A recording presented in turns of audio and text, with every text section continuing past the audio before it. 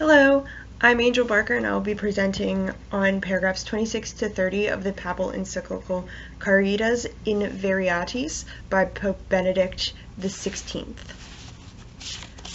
First off, what is a papal encyclical? Well, it's basically a writing where a standing pope declares his beliefs or his interpretations of Roman Catholic teachings or scriptures. The two terms that I saw most in my paragraphs 26 to 30 are ethical relativism and social responsibility. In the terms of ethical relativism, it is defined as a perspective on ethics whereby right and wrong are based on accepted norms in a culture.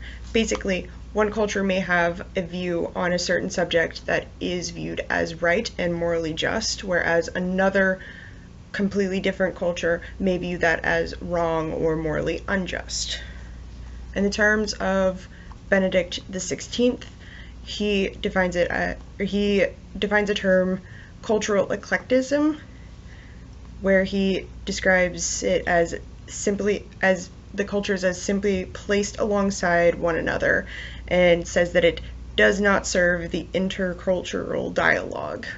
Basically, it means that these cultures then are viewed as equals and on the same standings, but they don't serve to actually appreciate or add to one another. He also says that this leads to indiscriminate acceptance of types of conducts and lifestyles, which in itself is a type of cultural relativism, because what we may view as a right or wrong lifestyle may be viewed as completely normal or completely wrong in a different culture. In the terms of social responsibility, it's defined as the expectation that business firms should serve both society and the financial interests of shareholders, whereas Benedict XVI views his version of social responsibility as much more on a global scale, and in terms of how the Catholic Church and how members of the Catholic Church can contribute to bettering society.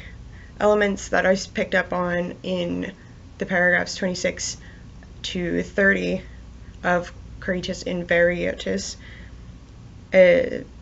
has to do with his quote, "The elimination of world hunger has become a requirement for safeguarding the peace and stability of the planet." And he goes on to describe all of the ways in which ignoring the injustice of poverty and hunger in third world countries or countries in which it is happening goes against the teachings of the Catholic Church and leads to many other practices that are against Catholic and the Church's teachings on certain subjects.